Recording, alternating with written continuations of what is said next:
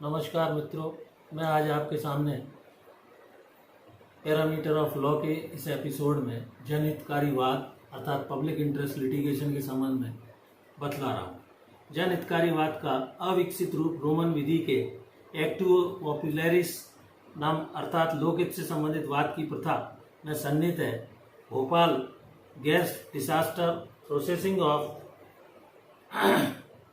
Claims act 1985 द्वारा भारत संघ ने गैस पीड़ितों की ओर से वाद दायर करने की जिस शक्ति को यूनियन कार्बाइड कॉरपोरेशन के विरुद्ध प्रयुक्त किया था वह रोम के एक्टिव पॉपुलरिस का ही एक समुन्नत उदाहरण है, जिसमें वर्ग संचालित वाद, प्रतिनिधिवाद या लोक हितकारीवाद, सामाजिक कार्यकारीवाद आदि इनके विभिन्न नाम हैं। लोक हितकारीवाद की परिभाषा अमेरिका के फोर्ड फाउंडेशन द्वारा इस प्रकार दी गई है कि लोक हितकारी विधि वर्तमान समय में उन प्रयासों को संबोधित करती है जो उस वर्ग या हित के व्यक्तियों के विधिक प्रतिनिधित्व को प्रदान करती है जिसमें निर्धन, पर्यावरणवादी, उपभोक्ता, अल्पसंख्यक समुदाय आदि आते हैं।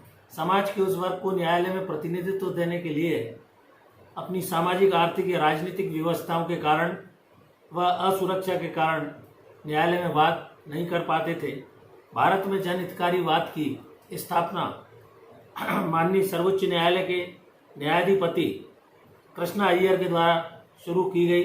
इसके पश्चात न्यायमूर्ति पी.एन. भगवती, न्यायमूर्ति डी.एन. देसाई तथा न्यायाधीश रंगनाथ मिश्र के निर्णय द्वारा इस लोक हितकारी अथवा जनहितकारीवाद को आगे बढ़ाया गया। इसका मुख्य उद्देश्य यह है कि उच्चतम न्यायालय ने उत्तरांचल राज्य बनाम बलवंत सिंह चौफल के वाद में यह कहा था कि जनहितकारीवाद के माध्यम से समाज के उपेक्षित वर्ग के लोगों को न्याय दिलाने में मदद मिलती है।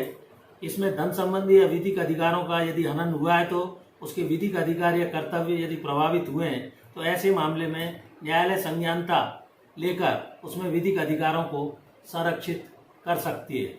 जनहितकारीवाद के लक्षण है कि इसमें याचिका किसी वर्ग या समूह की ओर से दायर की जाती है और जनहित में याचिका दायर होती है। आर्थिक, सामाजिक और अन्य विशेष व्यवस्थाओं के कारण जो व्यक्ति न्यायालय के समक्ष नहीं आ सकते हैं उन व्यक्तियों को आने का अवसर प्राप्त होता है। कार्यपालिका सरकार के अनुत्तरदायी और कृत्यों के विरुद्ध कार्यवाही की याचना इसमें की जाती है। विधि शास्त्र या जुरिस्प्रूडेंस की नई अवधारणा है कि संपूर्ण तंत्र स्वयं विकसित होते हुए न्यायालय द्वारा प्रतिपादित तथा यह विरचित विधि है। कार्यपालिका, न्यायपालिका और विधायिका के प्रशासकीय कृत्यों को इसमें जनहित के द्वारा चुनौती दी जाती है। उच्चतम न्यायालय ने दत्ता राजू वर्सेस महाराष्ट्र राज्य के प्रकरण में माननीय अधिवक्ताओं के लिए यह कहा है कि वह गलत तथ्यों के आधार पर न्यायालय के समक्ष ऐसी दायर याचिका न करें जिससे न्यायालय की किसी कार्यवाही में विलंब पहुंचे, बल्कि उसका उपयोग लोक कल्याण के हित को देखते हुए किया जाए। इस प्रकार जनहितवाद न्यायालय का एक सशक्त अस्त्र है जिसमें सावधानी पूर्वक लोक कल्याण हेतु इसका प्रयोग जनहित के रूप में किया जाना चाहिए। इसका प्रयोग न्यायालय के समक्ष किसी वैध उद्देश्य के लिए किया जाना चाहिए। कोई भी समुदाय जनहितकारीवाद की अवधारणा के विकास के लिए संविधान के आर्टिकल 38 में राज्य के द्वारा यह आदेश दिया गया है कि वह सामाजिक, आर्थिक और राजनीतिक न्याय को सुनिश्चित करेगा। इस प्रकार where there is a right there is a remedy अर्थात जहाँ उपचार है वहाँ, जहाँ पर अधिकार है वहीं उपचार है। इस अवधारणा पर जनहितवाद याचिकाएं चलती है। किसी भी व्यवस्था के प्रभावी न्याय पाने का मानवीय अधिकार एक गारंटी युक्त विधिक अधिकार होता है। भारतीय संविधान में इसकी व्यवस्था दी गई है। माननीय उच्चतम न्यायालय ने परमानंद कटारा विरुद्ध भारत संघ के वाद में ये कहा था कि यदि किसी व्यक्ति का कोई रोड एक्सीडेंट हो जाता है तो प्राइवेट अथवा सरकारी अस्पताल में तत्काल उसके उपचार को उसे उपलब्ध कराया जाना चाहिए। न्यायालय को चाहिए कि वह इस देश की गरीब जनता एवं संघर्षशील जन समूह के लिए न्यायालय स्वयं होकर कार्य करे। इसमें निर्दयी एवं निष्ठुर समाज ने संदिग्धों अर्थात सदियों से न्याय से वंचित होने वाले लोगों को सही ढंग से न्याय दिलाने के लिए विधि का रंगमंच जनहितकारीवाद अर्थात PIL के द्वारा बदला गया है। वर्तमान समय में न्याय प्रक्रिया, न्यायालय की कार्यवाही एडवर्सियल प्रकृति की होकर कठोर एवं परेशानी पूर्ण है, जिसमें साक्ष्य की प्रक्रिया, अभिवचन, तथा अन्य जटिल और विलंबकारी होने के कारण काफ़ी लंबा समय लग जाता है। इस प्रकार माननीय उच्चतम न्यायालय एवं उच्च न्यायालय द्वारा पत्र के द्वारा अथवा किसी प्रकाशित पेपर के द्वारा स्वयं संज्ञान लेकर भी इस प्रकार के PIL को स्वीकार किया जाता है, जिसमें विचाराधीन कैदियों की दुर्दशा, संरक्षण गृह तथा अनाथालय में रखे गए अवयस्कों की समस्या तथा विचाराधीन कैदियों की यदि कोई दुर्दशा हो रही है, पर्यावरण असंतुलन की समस्या है, पुलिस अभिरक्षा में स्त्रियों के साथ कोई दुर्व्यवहार है, इन सब स्कूल में कोई यौन शोषण हो रहा है, अंधी लड़कियों आदि का स्कूल में यौन शोषण गंभीर विषय न्यायालय के समक्ष यदि लाए जाते हैं तो वह जनहित याचिका के रूप में उसमें स्वीकार कर आवश्यक दिशा निर्देश राज्य सरकार अथवा केंद्र सरकार को दे सकते हैं। माननीय उच्चतम न्यायालय द्वारा SP गुप्ता विरुद्ध भारत संघ के प्रकरण में मौलिक और विधिक अधिकार के उल्लंघन के लिए किसी व्यक्ति या व्यक्तियों के एक निश्चित वर्ग को विधिक क्षति यदि पहुंचती है तो उसमें गरीबी, निर्योग्यता या सामाजिक और आर्थिक व्यवस्था को आधार बनाकर अभी तक कई प्रकरणों में न्याय प्राप्त नहीं हो पाता था। इस कारण माननीय उच्च न्यायालय के समक्ष अनुच्छेद 226 तथा माननीय उच्चतम न्यायालय के समक्ष अनुच्छेद 32 के तहत जनहितकारी वाद लगाया जा सकता है। People's Union for Democratic Rights एवं अन्य विरुद्ध यूनियन ऑफ इंडिया के प्रकरण में यह कहा गया कि पब्लिक इंटरेस्ट लिटिगेशन की धारणा में लीगल एड आंदोलन का एक उपकरण बतलाया गया है। ऐसे मामले में जबकि पीड़ित पक्षकार आर्थिक रूप से किसी मामले को न्यायालय के समक्ष नहीं ला सकते हैं, गरीबों को भी सिविल और राजनीतिक अधिकार प्राप्त हो और रूल ऑफ लॉ के तहत इस प्रकार की व्यवस्था दी गई है। एक अन्य बात, कदरा पहाड़िया विरुद्ध बिहार राज्य में कहा गया कि जहां 10-15 साल से अपराधों के विवाद में अपराधी जेलों में पड़े हुए थे, बिहार राज्य को माननीय उच्चतम न्यायालय द्वारा नोटिस जारी कर उन कैदियों को उन्मुक्त किए जाने के आदेश दिए गए।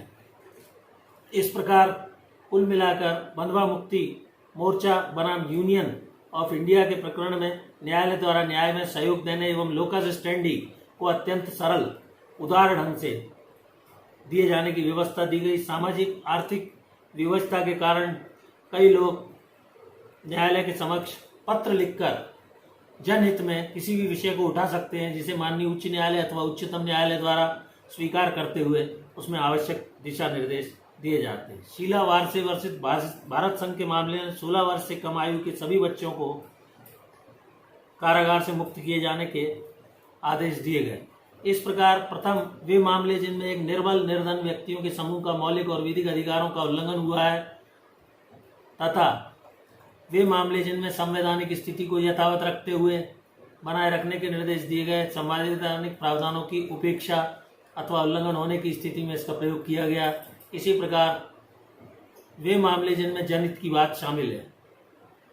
MC मेहता विरुद्ध भारत संघ के मामले में यह निर्णित किया गया कि 400 से अधिक औद्योगिक इकाइयों, नगर पालिकाओं को यह निर्देश दिया गया व्यावसायिक कारखानों जिनके द्वारा मल स्त्राव आदि गंगा नदी में बहाया जाता था और चमड़े के कारखानों में भी इस प्रकार की गंदगी गंगा नदी में बहाई जाती थी, वह पर्यावरण दूषित न हो, उसके लिए आवश्यक उपाय राज्य शासन को किए जाने के निर्देश दिए गए। सच्चिदानंद पांडे विरुद्ध पश्चिम बंगाल के मामले में मौलिक अधिकारों को उल्लंघन की बात कही गई। इस प्रकार ऐसे मामले जो कानून के उपबंधों का उल्लंघन कर रहे हैं तथा जनहित से जुड़े हुए हैं, जन हितकारी वाद यानी PIL के रूप में माननीय न्यायालय के समक्ष लाए जाकर उसमें आवश्यक दिशा निर्देश माननीय उच्चतम न्यायालय द्वारा समय समय पर राज्य एवं केंद्रीय सरकारों को दिए गए हैं। People's Union for Civil Liberties विरुद्ध भारत संघ के मामले में टेपिंग प्राइवेसी के व्यक्तिगत अधिकार का गंभीर अतिक्रमण माना गया है, जिसे अनुच्छेद 21 life and personal liberty of person के वायोलेशन के रूप में देखा गया। इस प्रकार जनहितकारीवाद की अवधारणा में यदि पूर्व में कोई बात उन्हीं तथ्यों तथा उस पर आधारित समान उसमें लाया जाता है तो रेस जुडिकेटा का प्रिंसिपल लागू होता है।